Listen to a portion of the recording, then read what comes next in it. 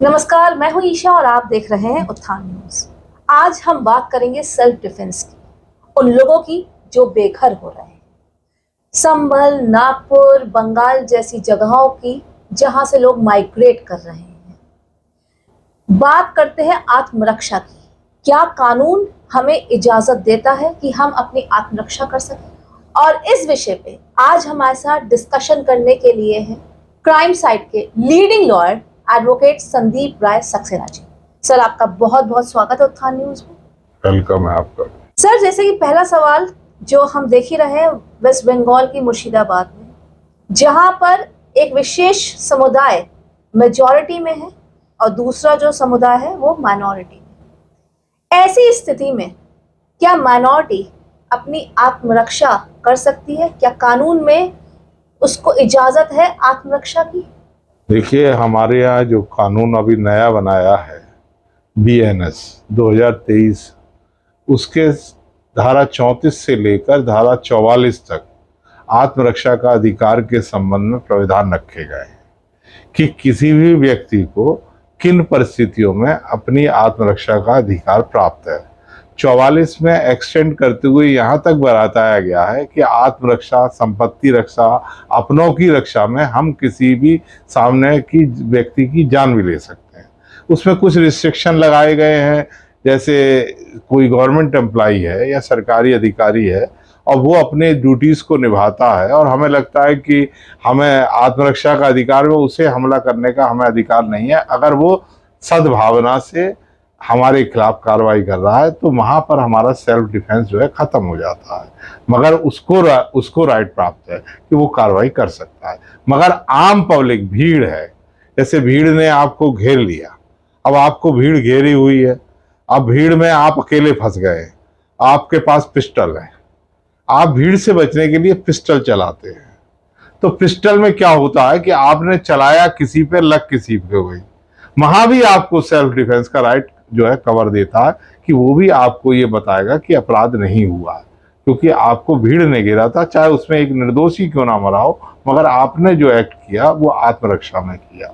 ऐसे ही आपके घर पे कोई आग लगा रहा है, आके आपको बंद करके आगजनी हो रही है, आपकी संपत्ति जलाई जा रही है, तो वहां भी आप सामने वाले की जान ले सकते हैं। या आपके बहन, बेटी या किसी की इज्जत में आज डाल रहे हमला किया जा रहा है, तो वहां भी आप जान तक ले सकते हैं। ये हमारे संविधान के अनुसार जो व्यवस्था है फंडामेंटल राइट्स की, उसी के तहत ये आत्मरक्षा का अधिकार दिया गया है, क्योंकि हर व्यक्ति को सम्मान के साथ जीवन जीने का अधिकार मिला है। दैहिक स्वतंत्रता बेकार है अगर उसमें सम्मान नहीं है। इसलिए सरकारों का दायित्व है कि पहले तो व्यवस्था ऐसी रखी जाए कि किसी को अपने आत्मरक्षा के अधिकार का इस्तेमाल ना करना पड़े। अगर उसकी जरूरत पड़ती है, सरकार कहीं नपुंसक हो जाती है, इस तरीके की हो जाती है कि वो सरकार अपने दायित्वों का निर्वाह नहीं कर रही है, तो अब व्यक्ति अपनी रक्षा स्वयं करने के लिए भी स्वतंत्र है।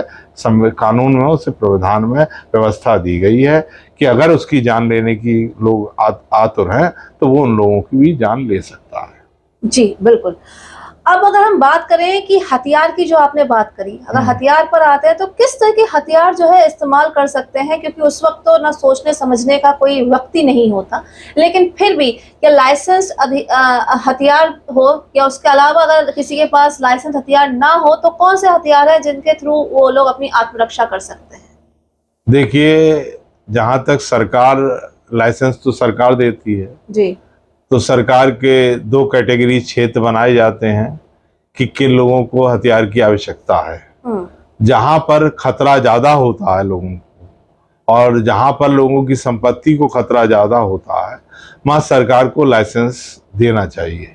लाइसेंस का पर्पज ये है कि आत्मरक्षा के लिए लाइसेंस मिलता है। अगर मेरी जान को खतरा है तो मुझे लाइसेंस मिलना चाहिए। दूसरी बात रही कि लाइसेंस लेने के बाद हम उस लाइसेंस के हथियार का कब इस्तेमाल कर सकते हैं। लाइसेंस वाले हथियार का इस्तेमाल तभी किया जा सकता है जब तुम्हारी जान पे खतरा हो। सीधे किसी को गोली नहीं मार सकते। अगर कोई पथराव कर रहा है, भयंकर पथराव हो रहा है चारों तरफ से, तो तुम पहले हवाई फायर करो, हवाई फायर नहीं करो, सीधी छाती पे गोली ना चला के लोगों के पैरों पे गोली चलाओ। इस तरीके का आपको आत्मरक्षा का अधिकार है। अगर आपके कोई चाटा मारे और आप पे लाइसेंसी हथियार है तो आपको गोली मारने का अधिकार नहीं है। बिल्कुल। ठीक है, आपको कोई डंडा मारे और आपको ये लगे कि डंडे से अब वो जान ही ले लेगा, उस समय आपको वो अधिकार प्राप्त हो जाता है, मगर वो बहुत कठिन है। मगर आत्मरक्षा का अधिकार बड़ा जो व्यवस्था है उसमें उसको ही साबित करना पड़ता है कोर्ट के अंदर कि उसने जो काम किया है या जिसकी किसी की जान ली है वो अपने आत्मरक्षा में ली है। ऐसा कोर्ट के अंदर उसको कोर्ट को मुकदमे का सामना करना पड़ता, अपना आत्मरक्षा न्यायालय में साबित करना पड़ता है कि परिस्थितियां ऐसी थी कि उसने अपने लाइसेंसी हथियार का इस्तेमाल किया। अब आता है बात कि मुझ पे लाइसेंसी हथियार नहीं है, बिल्कुल, और मुझे कट्टा लेके लोगों ने घेर लिया है। अगर मैं उनमें से किसी एक का कट्टा छीन लेता हूँ या मुझे हत्थे लग जाता है या भागते हुए गिर जाता है तो मैं उस कट्टे से भी अपनी आत्मरक्षा कर सकता हूँ। ठीक है, अब रही बात कि मैं घर से कट्टा निकाल के लाऊं और घर में कट्टे रखूं तो वो जायज नहीं है। हाँ, घर में रखे हुए जैसे मैं कुटी काटने के लिए, चरी काटने के लिए गड़सा रखता हूँ, गड़ासा रखता हूँ, या अपने पूर्वजों की तलवार रखता हूँ, तो अगर इस तरीके का कोई हमला होता है या कुछ होता है तो मुझे उसका इस्तेमाल करने का अधिकार है जी। जो मेरे साधन उस समय बनेंगे।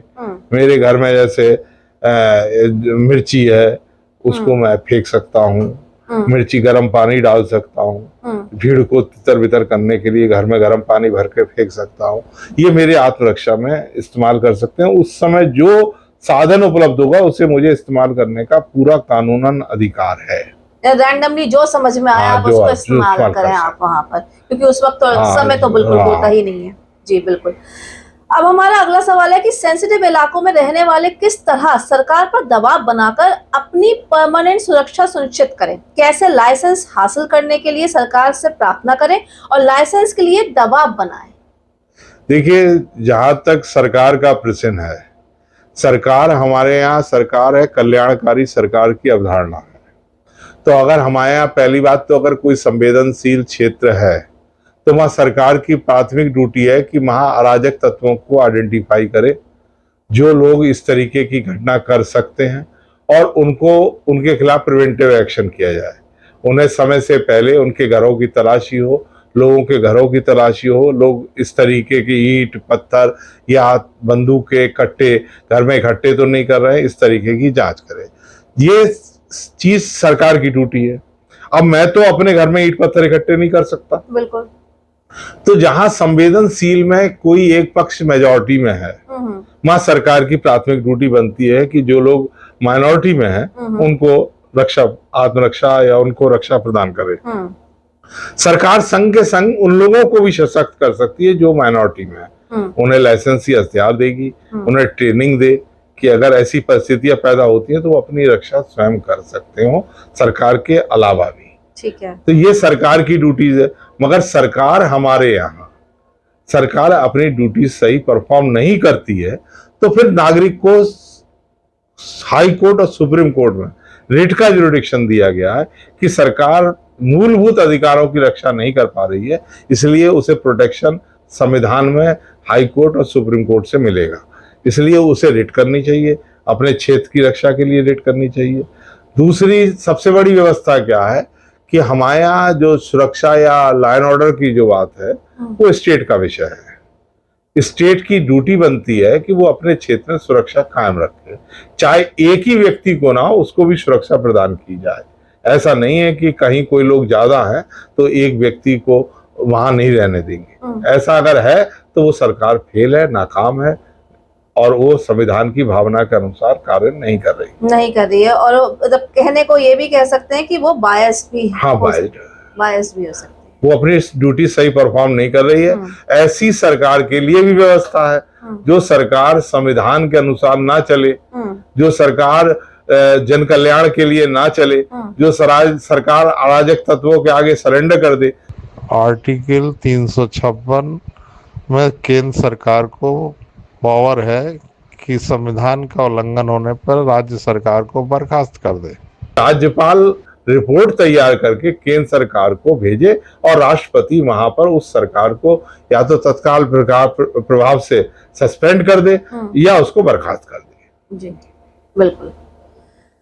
अब जो सवाल उठता है वो ये कि आप जैसे कह रहे हैं कि सरकार अगर सक्षम नहीं है और वो संविधान के खिलाफ काम कर रही है, तो क्या आम आदमी अपनी जान माल की हानि के लिए संबंधित मंत्री या अधिकारी पर दावा कर सकता है, या ऐसे दंगों के लिए लेजिस्लेचर और एग्जीक्यूटिव जिम्मेदार नहीं? नहीं, लेजिस्लेटिव ऐसे दंगों के लिए जिम्मेदार नहीं ठहराई जा सकती जब तक कि लेजिस्लेटिव ऐसा कानून ना बना दे कि दंगाइयों को मुक्त कर दिया जाए। जैसे कि हमारे यहाँ मुलायम सिंह यादव जी ने और अखिलेश जी ने आतंकवादियों के मुकदमे वापस लेने का जो प्रस्ताव किया था, वो ऐसा ही प्रस्ताव था कि सरकार रक्षा की जगह भक्षक बन गई थी। ऐसे लोगों को अगर संरक्षण सरकार देती है तो वहां पर फिर हाई कोर्ट है, हाई कोर्ट है, सुप्रीम कोर्ट है, सुप्रीम कोर्ट में जा सकते हैं, हाई कोर्ट में जा सकते हैं और ऐसी सरकार के ऐसे गलत कामों पर रोक लगवा सकते हैं। इसलिए सरकार का मतलब यह है कि सबके लिए एक से कानून की व्यवस्था रखे। बिल्कुल जी। तो हमारा जो आज का एपिसोड है उसका पूरा जो जिस्ट निकलता है वो ये निकलता है कि आप अपनी आत्मरक्षा कर सकते हैं। उस वक्त आपको कोई भी हथियार मिले, रैंडमली आपको कुछ भी दिखे, आप उससे अपना आत्मरक्षा कर सकते हैं, लेकिन वो आपकी जान पे बना है, तभी आप उसको अटैक नहीं कर सकते। सेल्फ डिफेंस में आप कोई भी नहीं, क्षणिक रूप से आपको ये लगना चाहिए, तत्काल प्रभाव से आपको ये लगना चाहिए कि अब अगर मैंने सामने वाले को नहीं रोका या नहीं इसको मैंने हटाया तो मुझे मार देगा या मेरे घर में आग लगा देगा या मेरे बच्चों को मार देगा या मेरी संपत्ति जला देगा या मेरी संपत्ति लूट जाएगा, तब आप उसकी जान ले सकते हैं। बिल्कुल। और उसमें हो सकता है कि वो ज्यादा लोग हों तो जिसने तुम्हारे घर पे हमला ना करा हो उसके गोली लग जाए, तब भी मुझे आत्मरक्षा के अधिकार के तहत मेरे खिलाफ मामला नहीं बनेगा। बिल्कुल जी। तो संदीप जी, आपका बहुत बहुत धन्यवाद कि आपने लोगों को क्लियर किया, बताया कि आप, क्योंकि बहुत सारे लोग ऐसे हैं जिनको ये मालूम ही नहीं है कि हमारे कानून में कोई आत्मरक्षा जैसी भी चीज़ है, इसकी भी इजाज़त दी हुई है कानून में। तो उसके लिए बहुत बहुत धन्यवाद। होपफुली कि ये लोगों को अवेयर करेगा, एक अवेयरनेस फैलेगी कि हाँ, आप ऐसे आत्मरक्षा कर सकते हैं। और ऐसे ही एपिसोड्स हम आपके लिए आगे भी बनाते रहेंगे। देखते रहिए उत्थान न्यूज़ ईशा के साथ। नमस्ते।